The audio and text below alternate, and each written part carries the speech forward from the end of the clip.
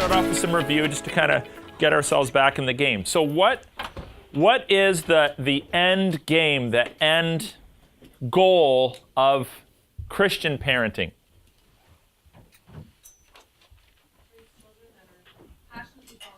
Okay, very good. So could you give that to me in one word just to make it like super memorable? Okay, discipleship. So it's all about discipleship. Now this is like so basic and so easily forgotten. Like so easily forgotten. I'm raising, I don't know, a successful person, a rich person, a healthy person. It's so easy to get distracted and take something that's secondary and make it primary. So I'm just going to kind of hammer on that nail again tonight, that it's the end game is discipleship. And if you get that one down, that will shape and actually transform the way that you parent your kids. Okay? Same in church life. Say you go to a church. What's the mission of the church? I don't know, feeding the poor, preaching the gospel, holding services, marrying and burying, good deeds. Like that's all peripheral stuff. The center of it is making disciples. That's the center. And when you get that down as a church, then there's clarity. But when you forget that, there's ambiguity. So what's the end game of Christian parenting? Discipleship, right on. Now, why does this need to go from one main goal to, let me reword that. Why does this need to go from one of many goals to the central goal of parenting? Why does it need to go from one of many goals to the central goal of parenting? Everything else should theoretically fall into place. If you're zoning in on just discipling, then everything else should, I don't say easier, but, right? Like you're going to, Yeah, so let's say you want your kid to do well in school. Or you want your kid to connect well with her peers. Or you want your kid to learn how to take responsibility for their finances and resources. But if your personality tends to gravitate to one of those and not to others, you tend to forget. And you raise a kid that's lopsided. Or you start to look at those different areas, subsets of parenting through secular eyes, or you end up with an imbalanced person. Whereas if you see all of those, just like in the Christian life, as tied back to discipleship. So think of your Christian life as an adult. You're a Christian. Well, are you not supposed to steward your money for God's glory? Yeah. Are you supposed to steward your time for God's glory? Yep. Are you supposed to steward your talents and your skills for God's glory? Yep. So you know that. It's the same with parenting. All of those different areas of a child's life has to be stewarded for God's glory. And if you don't emphasize that and make that clear, even on a subconscious level, the kids will pick up on that. And they won't really understand. I think a lot of Christian kids and a lot of Christian churches do not actually understand that the primary goal that their parent has for them is that they would be a follower of Jesus Christ. They actually don't know that. It's so basic, but it's like missing the forest for the trees, as we say. So this is why we need to come back to this. So that's just a couple things to kind of get us back into the game. So today I jumped online. I usually check the headlines. In the Windsor Star, check this out, folks. This is earth-shattering. There's an article that says a new report, and of course they name the experts. A new report is now suggesting that kids need to swap screen time for green time. Did anybody see that? So the experts are now telling us that kids are spending too much time looking at screens and they need to get outside more. Now, I bring that to your attention because it's a great illustration of how professionalized parenting has become. But really, it's just common sense. Like if that's radical for you, you have a big problem. If it takes an expert to tell you that, you have a big problem, right? It's just so basic. But the problem is that we live in a culture where things that should be either intuitive or specific to the Christian faith, obvious, have been forgotten. And so now we have experts telling us things that are presented in a profound way, but they're not really profound at all. What's the next big study going to say? You should spend time with your kids. You should discipline your kids. You should have conversations with your kids. This is like parenting 101.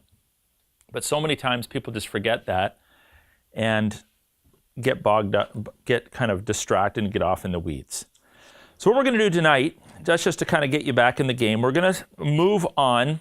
So last week we talked about, I shared with you some of my story, talked about values. Those are really important, some of the values that I've sought to bring to my parenting. And tonight I want to talk about the role of the church. We're going to talk a little bit about offering instruction and discipline. I'm going to share some thoughts on education, and then just some best practices that have been rattling around in my head when it comes to parenting kids of different age groups. And then I want to give some time for some questions. So some of you submitted questions last week, and I read through them and have some thoughts I want to share with you. And then if there's time, you can even ask some questions orally. But let's move outside of the home, and just I want to share some things with you that I think are really important with regard to church life. And again, for those of you just coming, I haven't read a single book, read a single article, checked out a single blog in order to prepare for this course, because I don't want to be sharing stuff that I haven't done or haven't thought about. So this is just all from up here. This is just observations and things that I've thought about over the years. I asked my wife today for some input. I asked my boys for some input on the way here tonight, and I'll just share some of that with you. So I want to talk about the role of a church. So once you've established the values that are going to drive your parenting, and I think you need to know what they are and talk them over with your spouse and be clear on them. Now we have the blessing of the church, and what role does the church play? So this is all part of answering the broader question of how do I proactively build a child that is a follower of God as best as I contribute to the equation.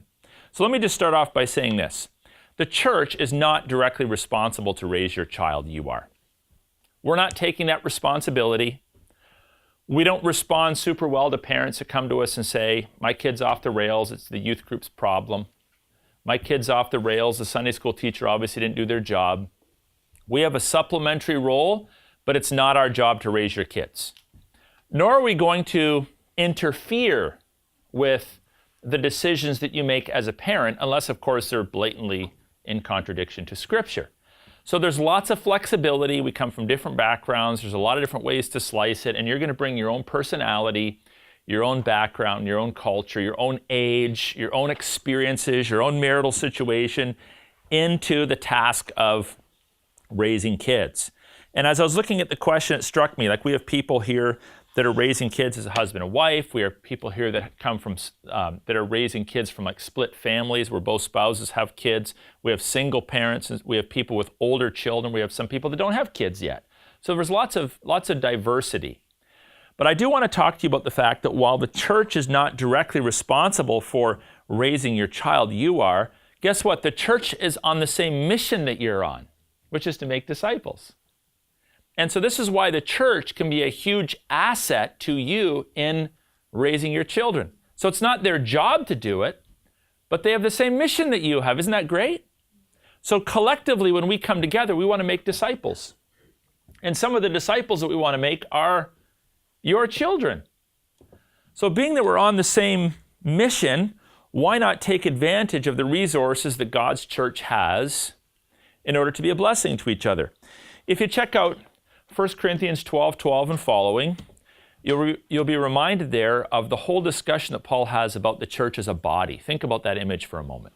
The church is a body. We're called the body of Christ. And each part of your body plays a role.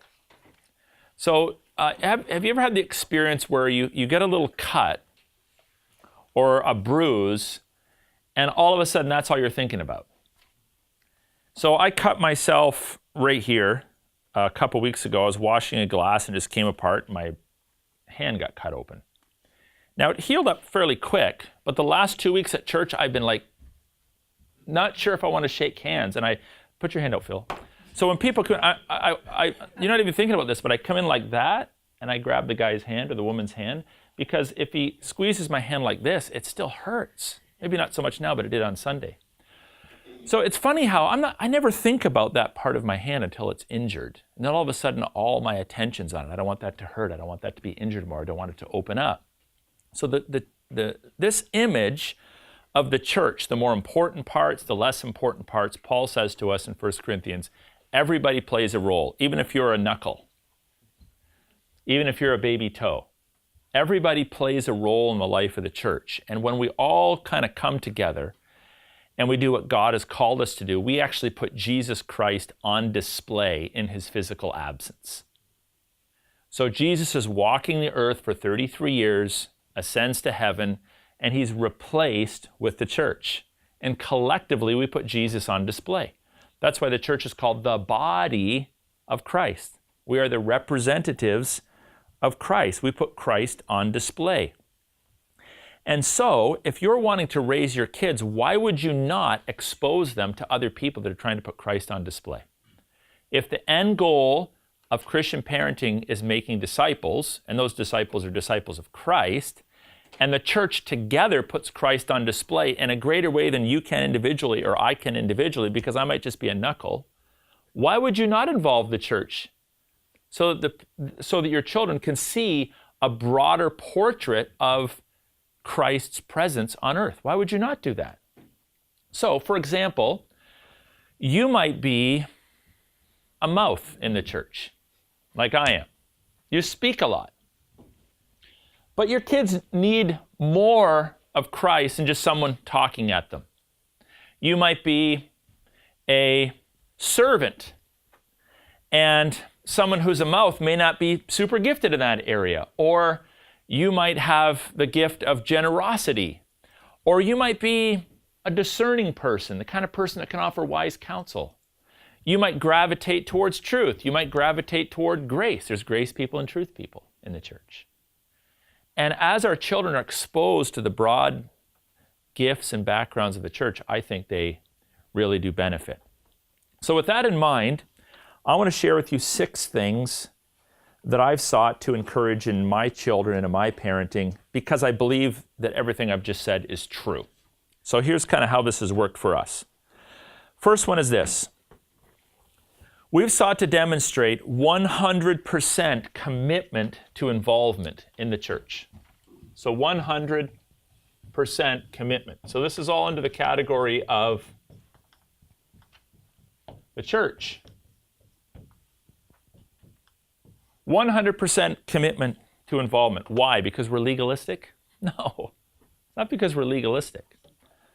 But I want my kids, even without me saying it, to see that I believe that the church is absolutely fundamental to their spiritual development as a child of God.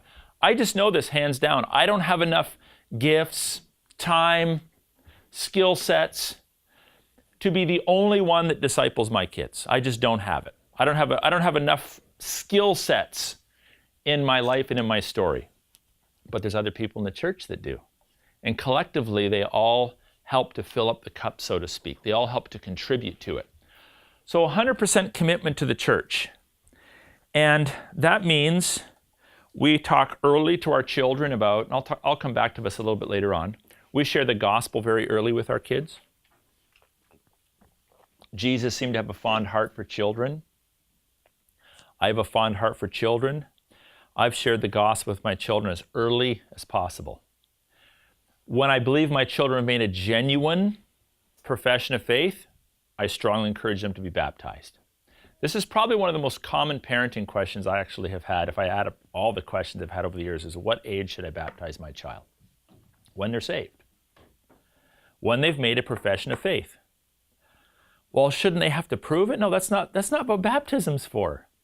Sometimes we confuse the discipleship process with baptism. Baptism is the first step that a person takes when they've confessed their sins and put their faith in Jesus Christ. They don't have to know a whole lot more. Is Jesus your Lord and Savior?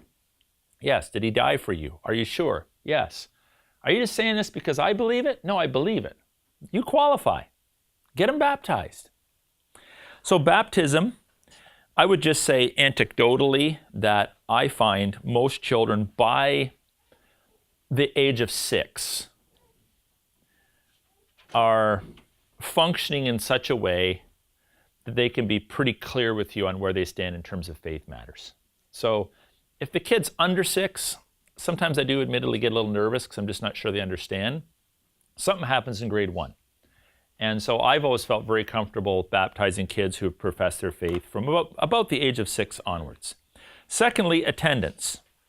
Again, I'm going to come back to this in a little bit.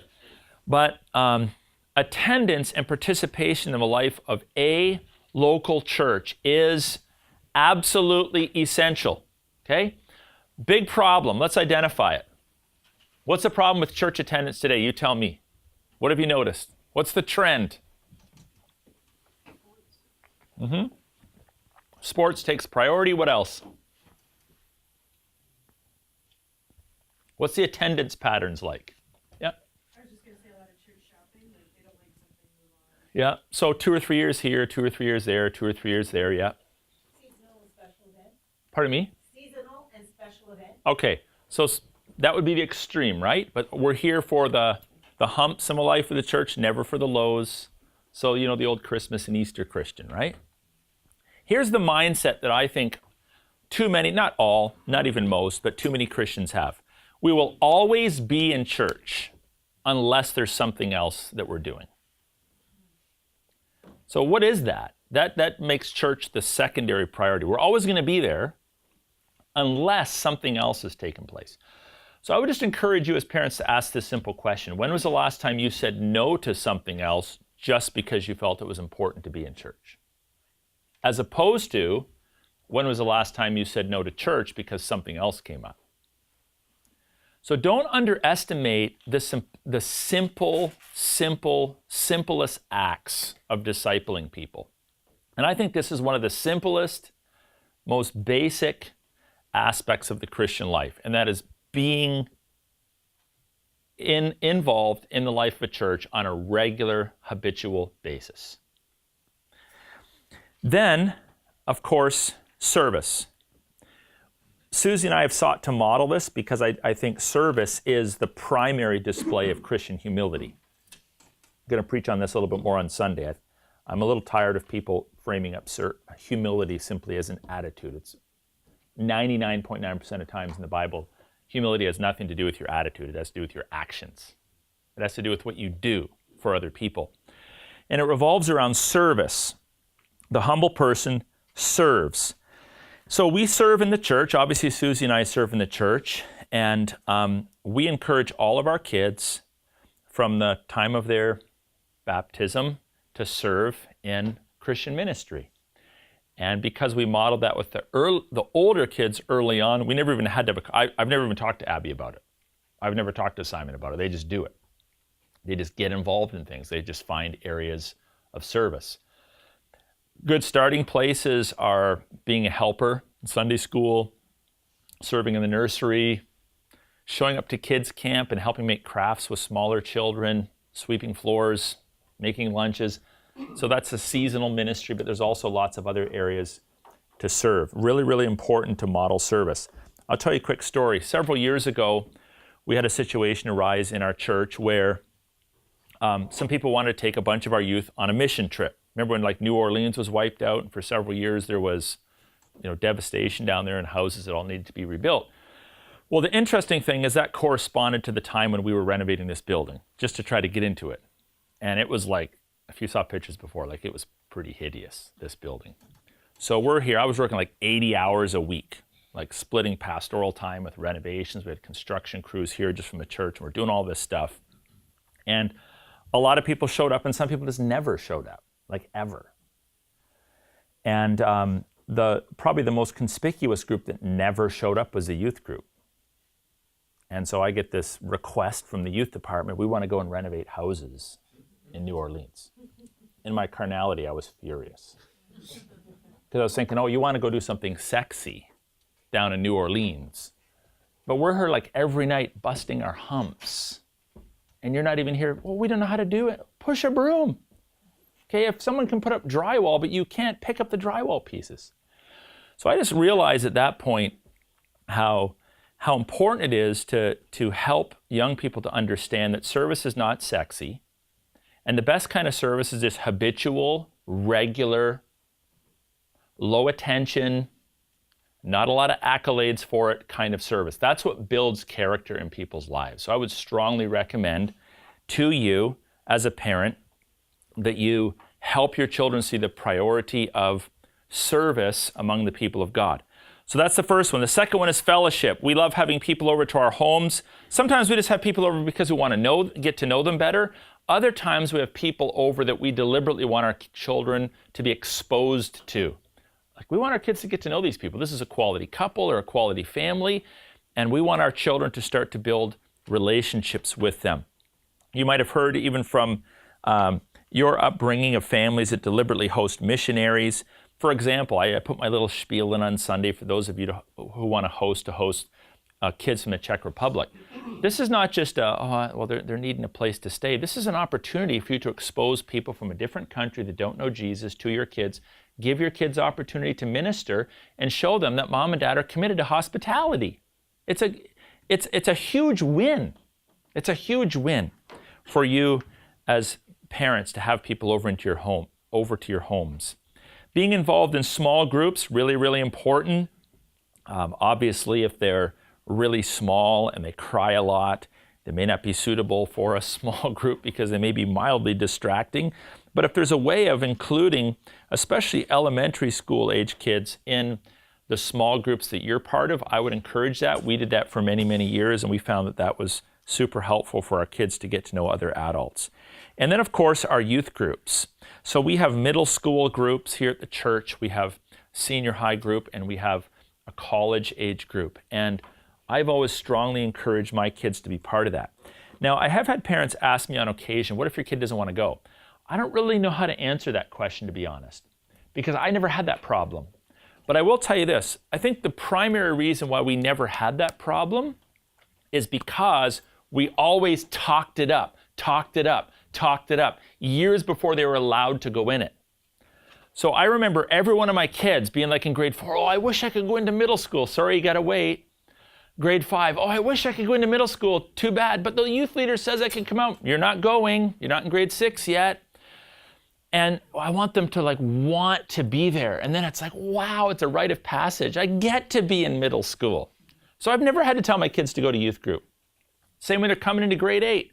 Oh, I'm the biggest, Simon, I'm the biggest kid. Why can't I go up? All my buddies are in grade 9 or 10. Too bad, you're not going early. My youth leader says I could go. No, you're not going early. You're waiting. You have to get through grade 8. I want them to want to be in it. So that's just a little parenting tip for you. Talk it up in advance. Make them want to be there. You should never have to go to your kids and say, could you please go? I really think it'd be good for you. Hold them back. And then when you let them go, they're going to want to be there. But you also got to then, of course, talk about it positively. Third, we get them giving early. So I told you this last week with our kids, so I'll just write some of these words down. So we have fellowship and tithing. I was talking to a young man many years ago. He was graduating from university, and I was talking to him about giving or something. I made some comment, well, you better be giving. He's like, well, I'm not done school yet. That's a red light for me right there, okay? When Josiah made $8 a week, he gave 80 cents. I wanted him to learn that right away. So I told you this before, for those of you that weren't here, we always encourage our kids 50% to savings, 40% for spending, and 10% to ministry, okay? And that's your starting place. We taught our kids that from the age, as soon as they had a job. Josiah started his first penny saver out when he was 8, and I saw his tax receipt this year sitting on the table, And he's beyond that, and he's in Bible college. So I'm just bragging on him a little bit. He's beyond that, and he's in Bible college paying tuition. So this is something that we taught our kids really early. It gives them a high view of the church and a high view of the importance of being generous. Getting them serving early on, I kind of touched on that under involvement, but getting kids to serve early on, welcome. Yeah, no problem. Thanks for coming. Getting them serving early on is really, really important. Okay, number 5. One of the things that I think has been the most helpful for our kids is talking openly about church life. So we ask questions of our kids, and maybe some of you might find these a little bit strange or awkward, but I think they've been really important. We've asked our kids questions like, how are things going in the youth group? Who would you say are some of the stronger spiritual leaders in your youth group? Who are some of the kids that are struggling in the youth group? Have there been any new kids out lately? Yeah. Did you talk to them? No. Well, why wouldn't you talk to them? Okay, Dad, I'll do a better job. I'll go talk to them. Or something's going on in the life of our church. Maybe some tragedy like we've had recently in our church. We talk to our kids openly about that kind of stuff. It's really, really important if you're going to have a high view of church and the Christian life to get your kids thinking about critical issues early on. So I know that this may kind of rub against some of your backgrounds, but I've never been a believer in dividing subjects into adult subjects and kid subjects. I will talk to my kids about anything and everything as early as possible. I just might not share all the details that I would share with an adult, but I talk about all the subjects. So sexuality, we talk to our kids about sexuality very early on. But obviously, the younger they are, the less detail they get. You get more detail as you get older. Struggles and challenges in people's lives. We talk about those kinds of things early on. My children had an uncle that took his own life many years ago. We took them to the funeral. We talked openly about that kind of stuff. And one of the reasons why I felt exposing my kids to death and the sad reality of death early on was really important is because I remember when my grandfather and grandmother died. My grandmother died in 1977. I was 4. And I remember being so offended and hurt that I had to sit in the car in the parking lot with my grandmother. And I remember she tried to pacify me with this little blue candy that she had in her purse. I still remember that. I was so offended that I wasn't able to participate in my grandmother's funeral. But 6 months later, my grandfather died. And they allowed me to go to his funeral. I felt so proud to be part of that. Now, I understand that I was one of the older kids. My parents were still trying to sort that stuff out, but my perspective has always been I have no problem exposing my kids to the sad realities of life as early as possible. As early as possible. I think that's really, really important. So we talk openly about church life, the trials, the joys, the struggles. Obviously, I'm not going to tell my kids about someone I'm counseling or some situation that's going on that's confidential, but my kids know very well about the struggles and difficulties that I've gone through. And I was so blessed today, my son Josiah sent me an excerpt from a leadership paper he wrote at school. And apparently in this paper, he was asked to comment on someone who was influential in his life, and he wrote about me. I was just super blessed by it. And out of the many things that he wrote, he mentioned in there how he's observed his father go through all kinds of deep and difficult challenges in ministry. That kind of popped out at me because I'm thinking, oh, it's interesting he's aware of that. And how I've been able with God's strength to work through that. And I'm thinking that's a win for him and it's a win for me. He knows a little bit more about ministry. He's seen how I've responded or not responded well to circumstances, and he's been able to learn from that. So I would say pretty much every subject is game for a discussion with your kids. You just have to determine how much detail. And then I'm a big believer in encouraging my kids to be discipled by others. One of my biggest blessings, I told you this last week, but one of my biggest blessings as a father in this church is seeing other people take an interest in my kids. I absolutely and totally love that. I love it when other adults take an interest in my kids. My kids hang out, half their friends are like adults in the church. I love that. Where my daughters will go off, they'll go for coffee, they'll go for sleepovers with adults in the church. My sons have always had guys in their lives that are like older than them. And that was super helpful for me too. I grew up in a home where dad had left when I was 10. We moved around a lot. And in every church, there was always one or two guys that kind of became my surrogate fathers and really took an interest in my life. And I was so blessed by that. So I love seeing other people take an interest in my kids. So I would say don't discourage that. Encourage your kids to talk to adults at church. So you go talk to them. Have a conversation with them. Have those people over to your home so your kids can get to know them. Encourage the village to help you disciple your children for Christ. Here are some obstacles that I think stand in the way. Just going back to this issue of being regular in church attendance. So we're just kind of identifying things that you already know, but here are some obstacles that I think stand in the way. Well, our family lives out of town. That can be an excuse. That's great. Tell your family to come on Saturdays, or you're going to visit them Friday and Saturday. Susie and I know exactly what that's like. We moved to Windsor when we'd been married for a year and a half. Neither side of our families lived in this area, but we made a commitment to our kids. We're going to call Windsor our home. We're going to think of it as our home. We're going to act like this is our home. This is our home. We're never going to say we're going home for the weekend, and we're not going to abandon our church to go and see mom and dad, because there's 6 other days of the week that we can do that. Obviously, sickness is a legitimate reason to miss church. Sports is occasionally. Sorry to step on toes. I would say, please don't be personally offended. I'm not thinking of any specific person. But I would say the number one fumble that Christian parents make today is enrolling their kids in Sunday sports. I would say that's like the top most worst decision you could do as a parent. It's like the worst decision. And I've heard people say, well, that's when the sports are. Okay, well, when I hear like 500 Christians tell me they got to pull their kids out of church to play hockey on Sunday mornings, you know what comes to my mind? That's about the right number of people to start a Saturday league. If there's such a huge interest, start a Saturday league.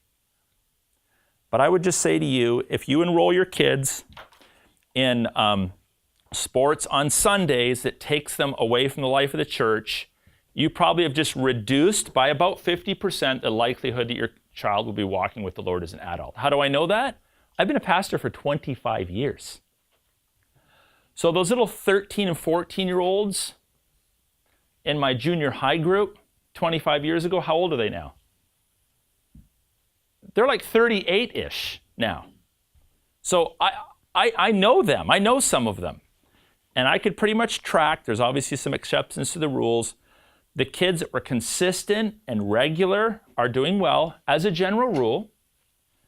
The kids whose parents were more not as committed are not doing so well. I remember standing in a banquet line at a church I was in several years ago, and one of the young people who was probably one of our brightest kids, like you're doing Bible studies, he had the best answers, the best questions. I just saw like a boatload of potential in him.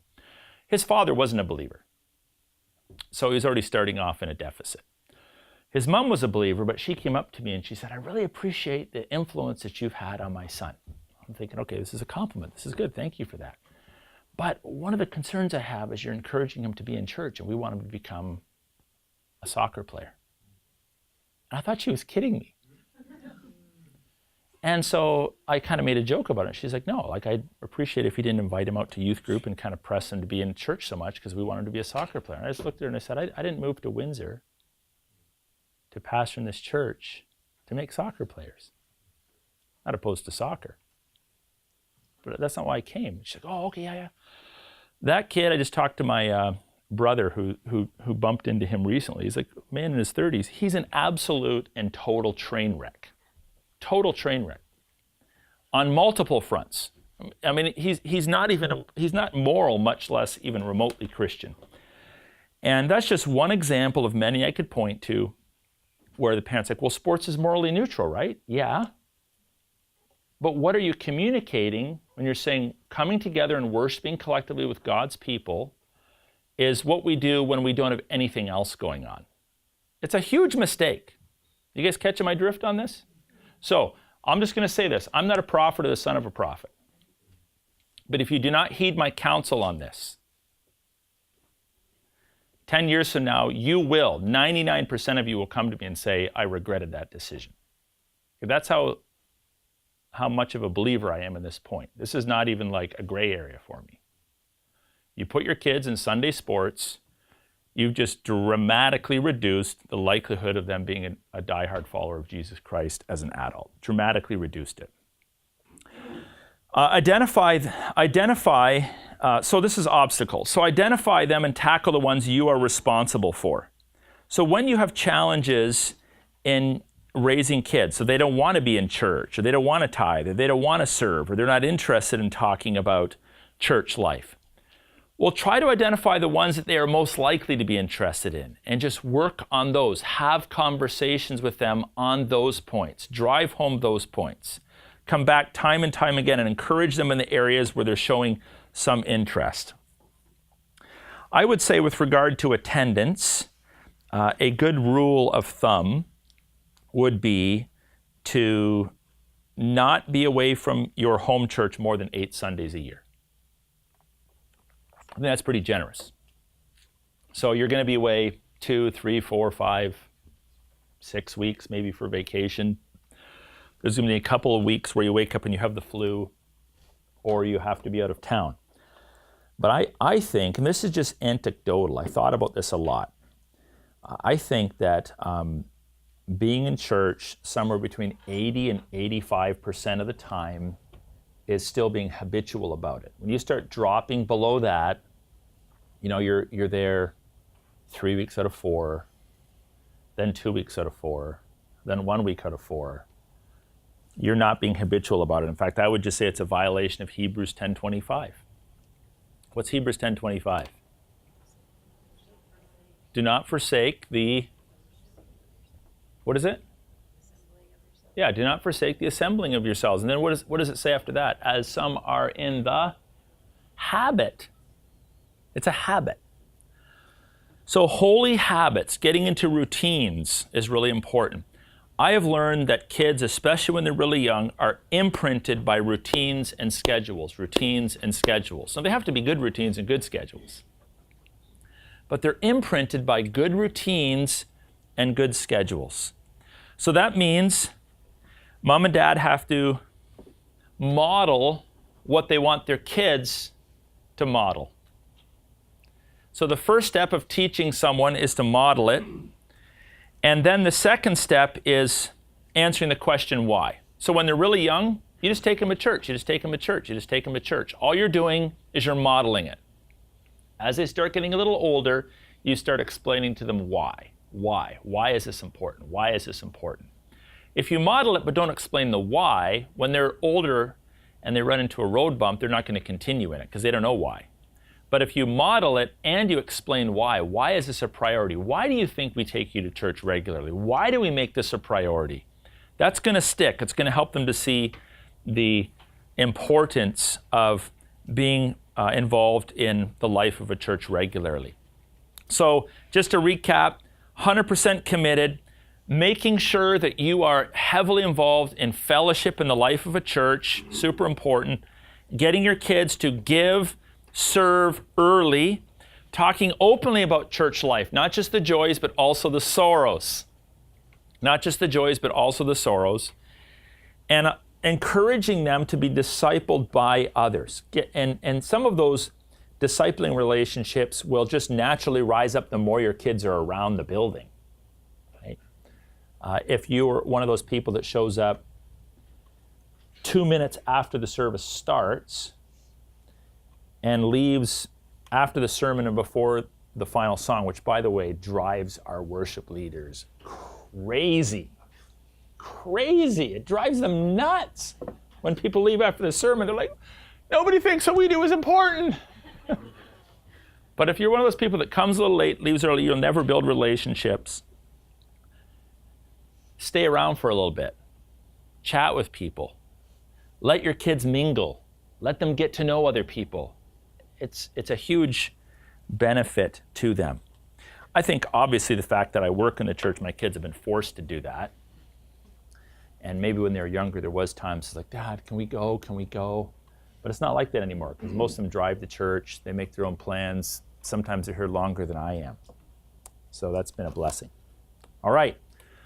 So the next category I want to talk about is instruction and discipline. On occasion, people say, what's your perspective on discipline? And I say, okay, we'll talk about that, but could we maybe broaden the subject and talk about instruction and discipline? Because I think discipline really is just a part of instruction. Discipline tends to be more of a negative word, right? Instruction is a positive word. Hopefully we're doing more of the positive than the negative. If we're doing a lot of good instruction, hopefully we're reducing the amount of discipline we have to do. So a few thoughts on instruction and discipline. Discipline without instruction, I would say, is at least mildly abusive. If you're going to correct someone's behavior, but you've never instructed them in proper behavior, it's kind of unfair to discipline them. So starting with instruction and making instruction your greatest priority is not only going to reduce the amount of discipline you have to do, but it's also going to make your discipline fair. Because when they are disciplined, they're like, okay, I know why. Because I violated mom or dad's instruction. So being clear with your kids, obviously on what God's word teaches and basic categories of Christian morality is important. Explaining to your kids expectations for conduct in the home, expectations for how they treat you, expectations for how they treat one another. Just being very clear on those. And then stating them again, and then again, and then again. I would say that one of my biggest frustrations as a father over the years is having to repeat myself. And it still is at times, but I also know it's part of growing up. Okay, for the 400th time, stop leaving backpacks on the stairs. I'm going to break my neck in the middle of the night coming down for a glass of water. Stop doing it. It's like a conversation we had the other night. If you come in the house and you throw your coat on the back of one of the chairs, and then you leave it there the whole night, someone has to remove it because we're going to have dinner there. Like, put the thing away. So it's frustrating. I'm sure you've had many situations like that as well. But what I won't be guilty of is having never told them. I'll have told them, and then I'll tell them again and again and again and again. So then, having told them, I can then discipline them. But if I don't tell them, then I can't discipline them. So instruct first, make that your priority, and then move to discipline. Now, discipline, in my way of thinking, is composed of probably 4 or 5 things. So the first one I wrote down, most of these are R words. In fact, four of them are R words. So there's routine. So let's think of discipline positively. Before I discipline correctively, I want to help them to be disciplined positively. So disciplining them in healthy habits, getting them into healthy habits is really important as a parent. Those healthy habits can include everything from their diet, to their hygiene, to their homework, to their church involvement, to how they speak with you, to how they speak with their siblings. Getting into routines is really, really important. Kids thrive, especially when they're younger, on routines. Having established routines, then you move into reminders and reinforcement. You're reminding, you're reinforcing, you're reminding. This is where I think a lot of parents fall flat in their face. They say, don't do that. And the kid doesn't do it. So they're like, would you stop saying that? And the kid says it. And they just walk away. Now, you remember being a child. Remember the infamous substitute teacher? Right? We always abuse the substitute teacher. Why? Because they had no capacity to reinforce anything beyond that period that they had us, or beyond that day that they had us, right? We tend to immediately attack or disrespect weakness. Animals do it, and humans do it. Your children will test you. They'll test you. They'll test your limits. And especially if you're a grace person, how many of you would say you're more of a grace person than a law person? Okay. You will be wearing a very large target as a parent.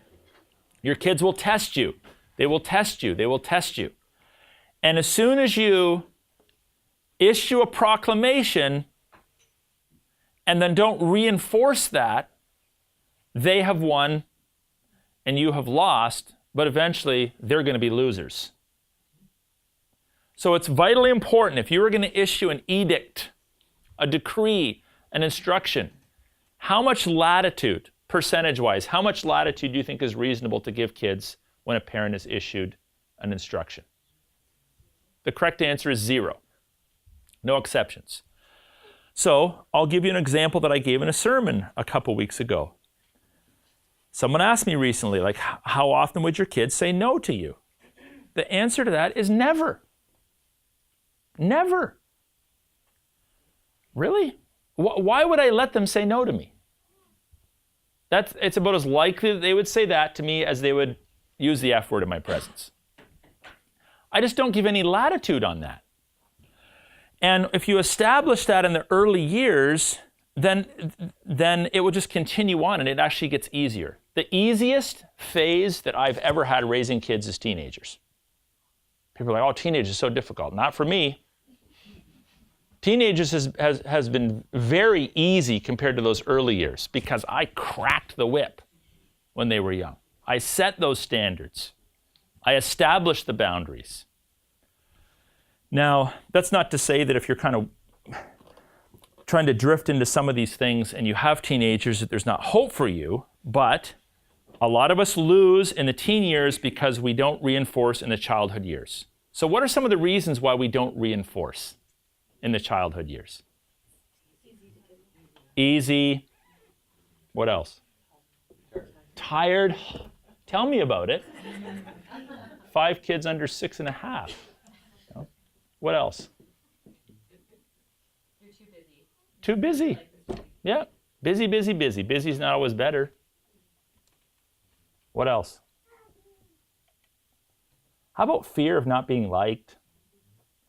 Maybe you had a heavy-handed mother or father and you don't really want to be that to your kids, so the pendulum swings, right? This way. Understand the reasons why you may not gravitate toward strong reinforcement. Now, here's another problem. Mom and dad have different parenting styles. Okay, simple advice on that. Go see your church and see it really early. Go talk to your church. If your marriage is disunited because mom or dad are not on the same page in the area of discipline, but you bury it because you want to save face, you don't want other people to know, you don't want to call it your husband, you don't want to call it your wife, then you're going to have a problem. So this is where the church comes in. We're all about discipling each other in the faith. And if there's a problem in the home, obviously you don't have to come and tell someone about it or get counsel on it if it's happened like twice and it's like 6 months apart. But if it's a problem, if it's a routine, you should all be in small groups by now. And your small group is a place to bring that up. And you want your small group leader to be of assistance to you. If they can't deal with it, you know our routine. You go to the flock group leader. If the flock group leader can't handle it, you go to one of our biblical counselors. But make sure you do not leave any room for any disobedience. Now to counterbalance that, I would say don't have a rule for everything. So give your kids a lot of areas of freedom. A lot of areas of freedom. One example of that is like hairstyles or dress. That's not so much of an issue today, but you all remember if you grew up in the 60s, 70s, or 80s, the kid with the blue hair, the kid with the pink hair, the kid with the punk rocker clothes, or whatever it might have been at the time. And all the old people flipped out. I couldn't care less about stuff like that. I couldn't care less about stuff like that. I'm not going to die on hills that aren't biblical hills. I'm going to give my kids flexibility and latitude on all kinds of things, but the core issues I will give them 0 flexibility on. And not only does that make my parenting simpler, but it helps my kids to see what I think is important and what I don't think is important. I've never been like, for instance, a rule guy, like a strict rule guy on what kind of movies you should watch. I just think I give them guidelines. At times I've said, yeah, I don't want you watching that. But I don't parent like in little micro categories. Don't ever watch an R-rated movie. Why not? Some R-rated movies are better than some PG movies. I want you to exercise some discretion. If I pull the plug on you, I have latitude to do that. But I give my kids flexibility on things that I don't think are really that important. But I give them zero flexibility on things that I think are really, really important. So we have routines, reminders, reinforcement, rewards. You reward good behavior. Early on, I think you should reward tangibly more often than not. And as the kids get older, you reward them verbally. So tangibly when you're young, here's a candy. Here's a bowl of Fruit Loops. Whatever it might be. Yes, you can watch cartoons. But as the kids get older, forget that. I just tend to reward my kids verbally. I just brag on them, express my love for them, tell them I'm proud of them for whatever it might be. Because that's adult life, right? Most of us are not getting bowls of Cheerios. When we do something right, we're having someone say, hey, I appreciate what you did today. That was really beneficial for me. So I move them into adult rewards. And then punishment that's age appropriate. So punishment that's age appropriate. So early on, you tend to move your kids around physically more, right? So can I use you as an example, Phil? Okay, so why don't you come on up here, man? Mm-hmm. Yeah, if you could just kind of just bend over. Okay. So, when kids are little, I have no problem with stop that, or cut it out, or a cuff in the head, or a, can I? Sure. Okay. One of these, right? Now, my goal is not to inflict physical pain. If there's a little bit of physical pain, that's great. But it's kind of like, have you ever raised a dog, disciplined a dog? You don't start off with, sit, it doesn't know what that word means. You push its butt down, you position it, and then you're like, sit. And then it gets up, sit, right? It does something bad, you give it a whack. Your goal is not to injure the animal, but physicality, okay, has a role to play in our development. When you grab someone like that, especially if you're an adult and you grab a little kid, that is a positive way of teaching them. That gets their attention. It's very kinesthetic, right? But when they get older, like I would never like grab my sons. I just think that would be like super weird. I would never spank my daughters. I would never grab them by the ear. Like it's been many years since I've done any of that. But when they're little, I think that's an appropriate way at their age level to discipline them, to kind of get a little physical with them, right? So thanks, Phil, for putting yourself on the spot. I won't do it again. Yeah, okay, good. So punishment that's age appropriate. So when they're little, more kinesthetic, more physical. Stop it, cut it out, sit down, come here, go there. You cut that out, separate them, that kind of stuff. It's a bit more physically aggressive, but it's not abusive. As they get older, it starts to become more verbal. Cut it out. If you do that again, you're going to get. When they become teenagers, I would say the number one most effective way of punishing is through the removal of opportunities. I would say that's absolutely the most important thing. And they should be, in the mind of the teenager, kind of severe, right? Because hopefully by the time they're teenagers, you're not disciplining them as often as when they're kids. Kids, you might be doing like 10 times a day. Middle school, maybe once or twice a week. Teenagers, hopefully like not too often, but take your heart, okay, because I might come across as tough at times, but I'm actually very soft-hearted toward my kids. So I just take my heart and I just put it over there and I use my mind and I discipline them. So severely.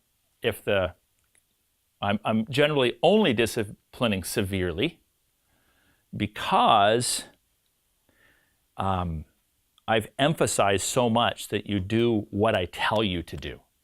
Okay? So I've just established that. So there's a high level of respect for parental authority in the home. So therefore there's few opportunities for discipline. When those opportunities do arise, the consequences are usually severe. Why? Because I'm reinforcing the baseline truth, which is you do what I tell you to do. And what's my latitude on that? 0. Okay? So I am your benevolent dictator until you move out of my house. No apologies for that at all. I am your loving father who's your dictator. When I say jump, you say how high, okay? Might sound like old school, it works, okay? Not your coach, not your suggester.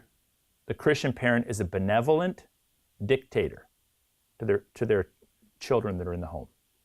That's the model that works.